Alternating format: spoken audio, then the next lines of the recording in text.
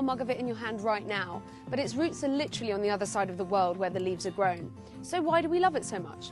I've come to southern Cornwall, to the UK's first tea plantation, to find out. We drink 165 million cups of tea per day here in the UK, but it's not native to this part of the world. So how did it become so ingrained in our daily life? For about 400 years it's been our national drink really, and it's the camellia bush that we're all drinking, and Tregothnan is the home of the first outdoor camellias, so it only took 400 years to realise that this should actually be the home of our national drink. The best tea comes from places like Darjeeling, and you get almost identical conditions to Tregothnan, Really? so virtually twinned with us, and they're the champagne of tea, so why not grow tea here?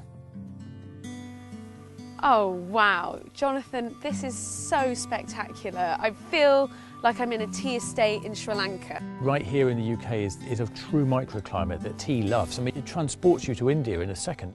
We've got over 30 tea varieties just in this one little tea garden. Really? Chinese, Japanese, Taiwanese, amazing selection. So we've even got tea from Darjeeling, and by having all these different varietals here allows us to create very consistent, satisfying tea. If someone wants a strong builder's tea, we can make it, or we could do a very refined white tea with just one of these tips. I read that you only produced 28 grams of tea in the first year that you were yielding. That's true. That must have been a bit of a downer. Well, it was a bit, but everyone said this would never work. But in our first year, you're right, 28 grams of tea was all we made, but now we're measuring in tonnes. I doubt whether we'll be 28 tonnes, but we soon will be. And when we pick the tea, it's only the top 2 leaves in the bud, isn't it, that you actually harvest? It's basically 5 stages to make what we all think of as black tea. And it's plucking, withering, which is allowing them to wilt a bit, rolling, so they're nice and floppy and wilted. And by rolling them, which is step 3, you're bruising them, and the cells are rupturing, and out come all these natural juices, and they start reacting with each other, which is automatically step 4, which is called oxidation.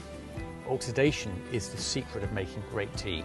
And it's at this point that all the different teas are defined. So the final phase, once you've decided there's enough oxidation, is to dry it purely for storage. Okay. If you forget about tea and just put it in your pocket, by tomorrow morning at body temperature you'll have the most delicious tea, and you'll think your clothes might smell a bit tea-like, but it's an easy way of making tea. I'm taking your advice, Jonathan. Getting some in my pocket for later. Fresh tea, yes please. So what's the secret to the perfect brew? Well, there's a few simple tricks you must always follow, and one is use good loose tea if you can. Water shouldn't be boiling. Everyone thinks in the UK, oh, you have to have 100 degrees boiling water, which is complete nonsense. High quality tea needs water at about 90 at the most. Oh, really? And then we have to wait about 5 minutes, 4 or 5 minutes is good. And it's okay to slurp, you get much more flavour. See, Mum, I always get told off for that. Wow, that was an impressive slurp. It's a good slurp. That's hitting your palate. Oh, that's delicious. It really is amazing to be drinking this tea that is grown literally a few feet away.